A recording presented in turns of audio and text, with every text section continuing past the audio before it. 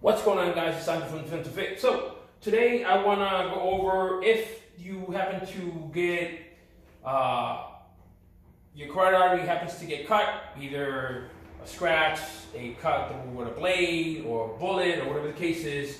Any of your carotid arteries, obviously you need to apply pressure. So any sort of puncture where bleeding occurs, the first thing you need to do is apply pressure. This could be yourself, depending where it is. This could be a friend of yours, or you're applying to a friend, you want to apply pressure. The neck is key, obviously. Something would happen, the person's bleeding, they want to cover themselves, they want to apply pressure. If you have the tools for it, you have an IFAC and an individual first aid kit, or the person has it, or whatever the case may be, again, want to get some sort of gauze, apply it there. Either, again, granted you're conscious, you want them to hold it, you want to apply it there. Depending on how deep it is, you may be able to just what is called fill the void in New Jersey, or pack the wound, pack it in there. Obviously, tape, anything possible, you want to put it up, you want to apply it. For the purpose of this video, I'm going to use an Israeli bandage. You have pressure bandages and you have raised bandages. The difference between a pressure bandage and an Israeli bandage is the Israeli bandage got this hoop and loop.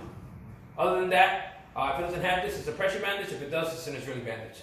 So let's just say for the purpose of the video, again, it's a friend. He's just been, I don't know, a bullet scratched him, and I'm holding it here. It'll be nice if he can hold it. Let's just say that he can't hold it, and he's slightly fading. So again, I'm going to use the Israeli bandage to control the bleeding. So I put the gauze in there. I've slightly controlled it. And now I need to hold that there. I'm going to use an Israeli bandage. So the best way to do this is you're going to put it on the neck. Now this is a little bit big. This is a 6-inch. A 4-inch would have been better, but again, it's an emergency, it doesn't really matter. So I want to apply pressure. The best way to do this is you want to put it under his arm. So I'm going to come across here. Obviously, if you have the arm, it'll probably be easier. And I just want to continue applying pressure. This is the easiest way to put it.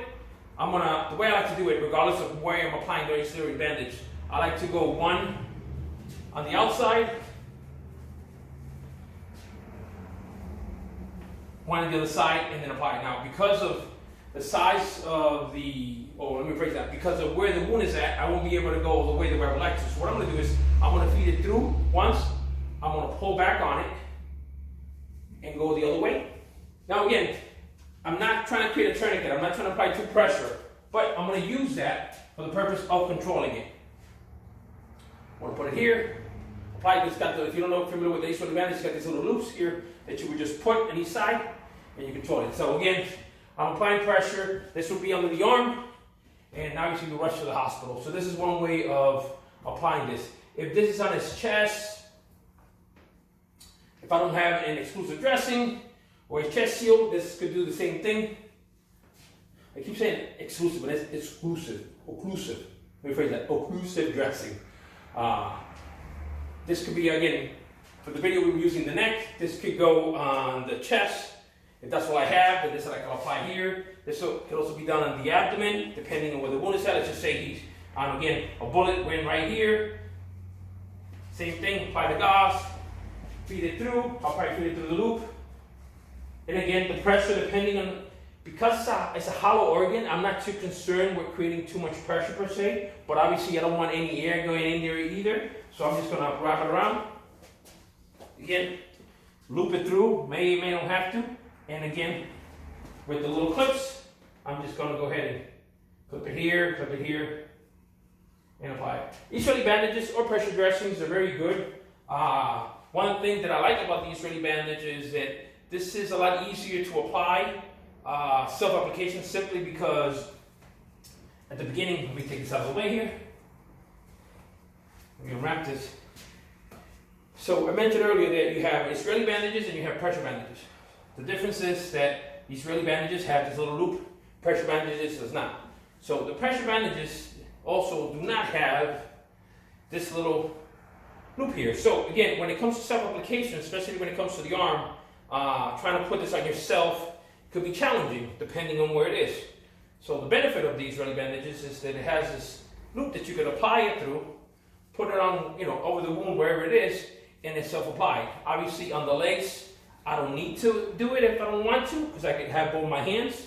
But when it comes to arm or any extra, like my arms, for self-application, the Israeli bandage is a lot better than your, we'll say, standard pressure bandage.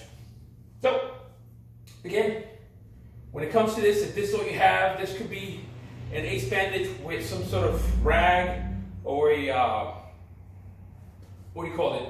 A 5x9 pad.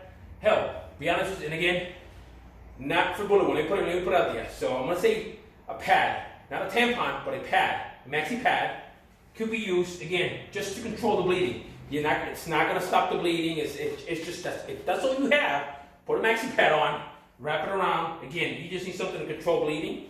Unless you're in some rural area, the chances of you or the time frame for you to get to a hospital is going to be pretty quickly. For me, the closest hospital is probably less than 20 minutes away. Unless you're in the woods or somewhere where it's just, you know, you're living out in the boonies, getting to a hospital may be challenging. But for the most part, anything you should put, even if I had to, I could rip my shirt off, I cut it off, put it there, use this, and tie him up, and he's ready to go. But anyway, I digress. I wanted to show you how to use a Israeli bandage on the torso, mostly on the neck. Again, if you had nothing but tape, you could tape it there. This was better. Obviously, with the person's arm, when they fold it down, they would add a little more pressure to it, so that would help. But these things are great. I highly recommend them. If you don't have them in your first aid kit or in your own personal emergency bleeding control kit, I highly recommend them. Pressure bandage, Israeli bandage.